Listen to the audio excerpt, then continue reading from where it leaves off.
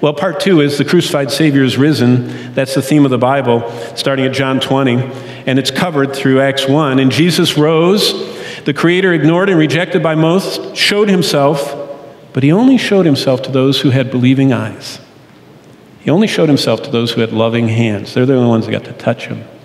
It's interesting that Jesus wasn't seen or touched by anyone after the cross, except those that loved him and those that believed in him. Those who would adore and reverence and obey him would see him, and he stays with them for 40 days. He shows them his word. He teaches them his truth. He confirms what his plan is. In fact, he shows himself to 500 people, it says in 1 Corinthians 15. And then he commissions them, and then he goes. And the crucified Creator, who became the risen Savior, went back to where he came from. And the Lord Jesus Christ, the blessed and only potentate, as Paul calls him in 1 Timothy 6, ascends to heaven. And as he leaves, he showers down blessings on those he left to proclaim the good news, which leads us to the third part of the Bible. The back part is the angered judge is returning. That's the theme of the Bible from Acts 2 to Revelation 22. You can't read any gospel presentation anywhere in the New Testament without having in its direct proximity a warning. A warning. What's the warning? Well, probably the most profound summary of the gospel ever preached was preached by the man who embodied the message. In fact, go in Acts to chapter 17. I want to show you something interesting. Now, I could show you this until you all fell asleep and fell out the window, okay? Just like Paul used to, but I'm not going to do that. But Paul embodied the gospel. He's the only one that Jesus took to post-cross seminary, and he took him to 3 years, and he explained to him the gospel so completely that nobody else wrote down the gospel like Paul did. Paul systematically wrote down the legal side, the jargon of how God accomplished redemption. The explanation of how a holy God can actually forgive sin, not forget it, but actually have it paid for those who receive Christ. And that was written down by Paul. So nobody understood the cross, the death, burial, and resurrection more completely than Paul did. And so what we have in chapter 17, starting in verse 24 of Acts, is one of the most amazing moments in history. The Apostle Paul has been invited. He didn't plan on this. He was kind of in a layover. He had just left Thessalonica, that's 17:1 of the chapter, and he'd walked down to Athens recovering from all the injuries that he had gotten along the way in chapter 16 in Philippi. And he comes to Athens, and he's just resting there, but as he walks around, eating and seeing the town, his heart is grieved, and so he just makes a little mention of Christ, which he's so brilliant and powerful in communication that the most educated people of the world who lived in Athens, all the people that are the fathers of philosophy and medicine, mathematics, and all those things you have to memorize in school, they lived there. And they were all very, big heads. And they said, this is something new we've never heard. And they invite him in front of them, and they give him less than 2 minutes. Starting in verse 24, read it out loud. It takes 1 minute and 40 seconds to read. In less than 275 words, Paul explains the gospel. And you know what? Do you know how he explains it? The same way God does in the Bible, because I think he follows that. He says there's a creator. Look at verse 24.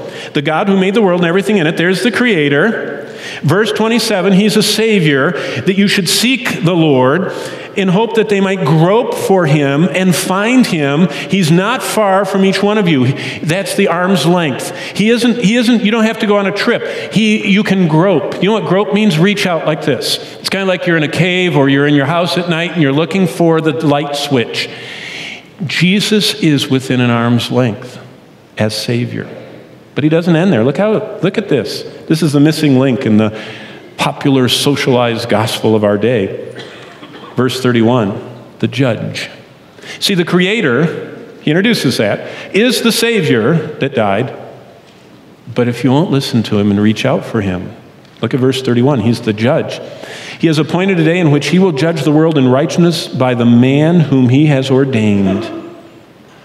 Remember Jesus said in John 5, the Father committed all judgment to me. And he says in John 5:28, marvel not, for the hour is coming into which all that are in the graves are going to hear my voice, and they're going to come forth, either to judgment and damnation or to righteousness and life. Jesus is the judge. And look what Paul says at the end of verse 31. He has given assurance to this all by raising him from the dead. So the Creator that became the Savior is risen, and he has got his arms open. But if you don't respond to him, he's going to be the judge. Now, all he says there is that he's going to judge the world in righteousness. So let me ask you, as you look at this text, how did the apostles describe the proper response that humans should give to the ignored and rejected Creator who became the crucified and risen Savior? I mean, here's Paul. He's got under 2 minutes. He's got the brilliant minds of his day. And in 275 words, what does he say to them? What does he tell them is the way to get out of your predicament, that you've ignored and rejected your Creator, and he has been crucified because of your sins, and he has risen. He's got his arms open to you. What response does he want? So that's why this is one of the most beautiful sermons in the Bible. Well, look what Paul says. It's in verse 30, right at the end of verse 30. What does he say? He said, but now commands all men everywhere to repent. You know, there's an interesting movement nowadays that we're supposed to go in and help people. We don't want to change their culture. The problem is their culture is sinful to the core like ours is, and everything in them needs to be changed, including their culture. Because their culture shapes them, and they need to be reshaped by Christ. And so their personal culture needs to change. You know what that culture change is called? Repenting. I'm going to repent of anything in my life that God has said displeases him, dishonors him, grieves him, and he calls sin. And that's the only hope that anybody has. Look at the end of verse 30. He commands everyone to repent. There is only one acceptable response.